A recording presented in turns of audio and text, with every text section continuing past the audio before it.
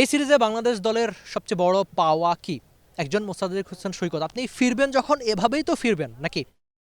প্রথম ম্যাচে দারুণ নক, ৪ বছর পর ফিরে কিভাবে ভালো খেললেন তিনিই জানেন।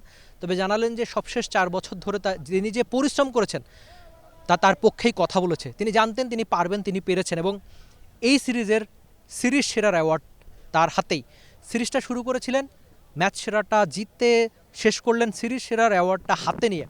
এমন প্রাপ্তির আনন্দ একজন সৈকতকেই মানায়। পুরো সিরিজে দারুণ ব্যাটিং করেছেন। আমরা এর আগে দেখেছি অনেক ক্রিকেটার হয়তো এমন ছিলেন যে নিজের জায়গা বাঁচানোর জন্য ডট বল খেলতেন, রান করার চেষ্টা কম করতেন, কিন্তু সৈকত এসেই দলের বিপদে দলকে উদ্ধার করেছেন, রান করার চেষ্টা করে গিয়েছেন একদম শুরু থেকেই।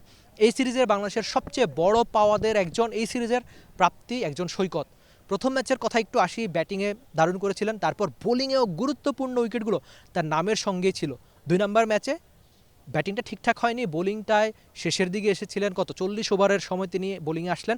আর আজকে বাংলাদেশ দল হেরেছে, কিন্তু সৈকতের ব্যাটে আরেকটা লড়াকু 50 ছিল, যেটা অবশ্যই বাংলাদেশি ক্রিকেট ফ্যানদের জন্য স্বস্তি, যেটা একদম শুরুতে বলেছিলাম।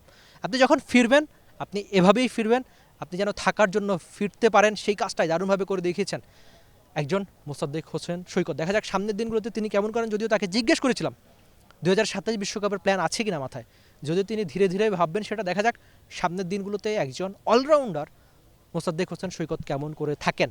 Rifat Mil, T sports, Dhaka. For more updates, subscribe to our YouTube channel and click on the bell icon. Follow us on Facebook and Instagram. Download T Sports app to enjoy exciting games and highlights. Visit tsports.com.